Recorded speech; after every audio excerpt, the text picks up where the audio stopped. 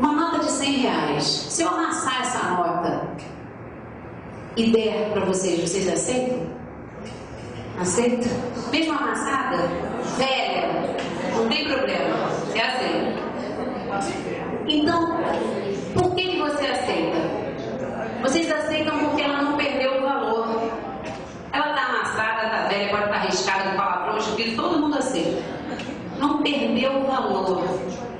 Dignidade, generosidade, honestidade, mesmo velhos, não perderam o valor. Uma criança reconhece isso. Uma pessoa ignorante também reconhece isso. Então vamos parar com esse discurso de dizer que esses valores estão velhos, ultrapassados, porque isso é mentira. Eles estão sendo invertidos. Eu gosto muito da definição do Paul Ricoeur sobre perspectiva ética, quando ele diz que é a perspectiva de uma vida boa para e com o homem em instituições justas. Deve haver, então, uma cooperação e generosidade no âmbito social. Só assim a gente consegue evoluir. O valor não pode perder-se, isso é claro, né? E o conhecimento, mais uma vez, vem para reafirmar isso. Eu estava assistindo uma palestra do Robert Lent, um cientista, um neurocientista, essa semana, e ele estava explicando, até numa entrevista para Marília Gabriela, que o que falta no Brasil é o valor dado à ciência. Não é em nenhum momento valorizada nem pelos governantes, nem pelos alunos nas salas de aulas, nem pelos professores, que esquecem de dizer o quanto a ciência é importante para o ser humano. Se a gente não evoluir cientificamente, a gente não evolui uma série de outras coisas. Mas todo mundo quer a vacina contra a AIDS, todo mundo quer a solução para o câncer. E quem é que descobre isso? É a apresentadora de TV? Os programas ótimos que tem em todos os canais, né? Cada apresentador maravilhoso. Será que é o TV Fama? Com certeza são os cientistas que estão lá sofrendo em cima dos seus laboratórios e ninguém reconhece, ainda tem coragem de chamar os caras de malucos. Ah, o cara é maluco, é cientista. Maluco. É, mas quando ele faz a vacina para curar uma pessoa da sua família, você esquece, né? Você vai lá no hospital e lembra só do médico. Essa inversão de valores, ela é muito séria e tem acontecido de uma maneira grave, porque ela começa em casa. E aí o pai vem na escola para cobrar da gente os valores para os filhos. Ah, mas você tem que ensinar ele. Mas como? Como é que eu, como professor, posso passar para um aluno durante 5 a 6 horas por dia o que durante 18 horas a família destrói? Como é que eu vou falar para uma menina que veio usar o short micro na escola, que dobra o short todo o tempo, que ela não pode fazer isso se a mãe dela quer ser igual a ela?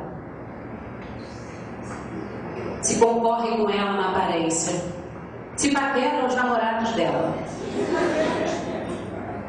Como fica a nossa situação quando atendemos esses pais? Né? E o próprio pai do aluno está dando dele com prancha, que ele vai pegar surf aos 45 anos pela primeira vez, né? E já se separou também, mas está com uma gatinha de 18. Como o professor, o orientador, vai lidar com essa situação?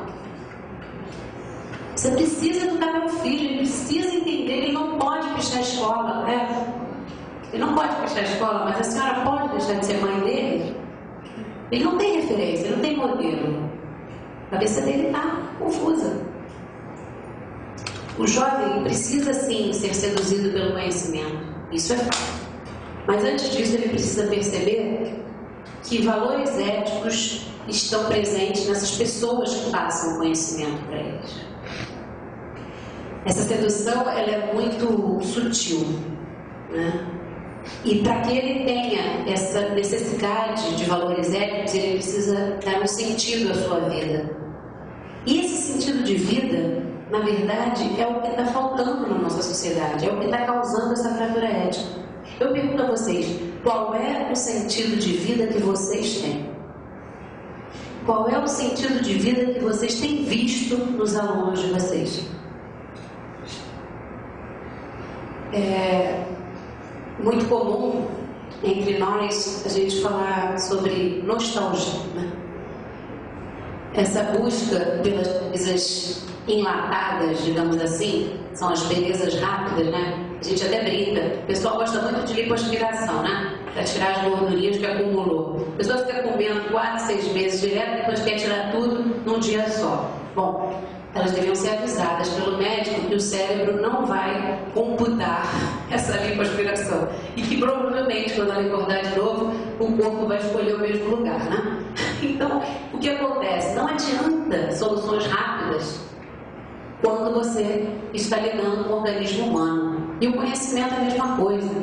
Você usa uma busca de consciência enlatada, quando na verdade você não vai conseguir passar por cima do processo natural.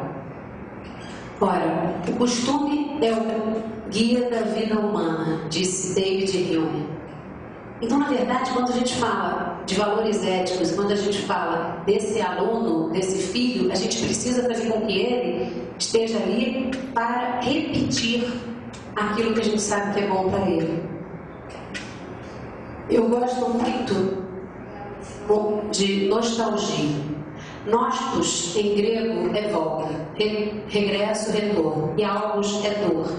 Na verdade, a definição de nostalgia foi dada por um médico quando ele amputava as pernas ou o braço de uma pessoa e aquela pessoa continuava sentindo dor no local ou coceira. Isso é muito natural porque o cérebro, né, ele sofre de uma maneira muito rápida essa perda e ele não consegue assimilar isso na maneira, digamos assim, no tempo que você retirou o membro. Então você retira o membro do corpo, mas o cérebro ainda manda uma série de comandos para aquele membro que não existe mais. Então a palavra nostalgia foi definida por esse médico como justamente essa dor da volta. É a dor ou a coceira, ou a sensação que você ainda tem do membro amputado. E a gente, quando vive usando a nostalgia para dizer que antigamente era melhor, né? A gente costuma falar isso em tudo. Em sala de aula a gente diz, na minha época, quando eu era aluno, se eu fizesse isso. Não, mas quando eu era aluno eu prestava atenção. Porque antigamente as meninas tinham pudor. Então a gente está sempre dizendo pro novo, para a pessoa da geração atual, que antigamente o país era melhor, que antigamente não tinha violência assim, que tudo era melhor. Ora, essa é uma atitude extremamente camuflada. Por quê? Porque na verdade a gente está dizendo para o outro o quê? Olha, o que não existe mais é que era bom. O que vocês estão fazendo com eles? Tirando a perspectiva de futuro. E dizendo para ele que o presente não serve para nada. O passado era bom. Ora, você dizer isso para uma pessoa de 40, 50 anos que teve o passado, tá bom. Ela tem uma lembrança daquilo e ela pode até tentar perpetuar dentro dela. Mas para quem não tem o passado, o que você está dizendo para ele? A tua vida é um vazio. O antes era bom, o hoje é ruim, o futuro não existe, meu filho. Se você está dizendo isso para alguém que não tem maturidade, bom, até para quem tem é complicado, mas para quem tem maturidade, o que você está dizendo para ele é o seguinte: aproveite o dia. O futuro não existe mais. E aí, eles são muito inteligentes. Eles vão fazer o que vocês estão dizendo. Eles vão a todas as festas, vão consumir todas as substâncias, vão beijar todas as bocas, participar de todas as comunidades do Orkut e assim por diante. Bom, ele vai ter que aproveitar. O futuro não existe. Vocês tiraram o sentido de vida deles.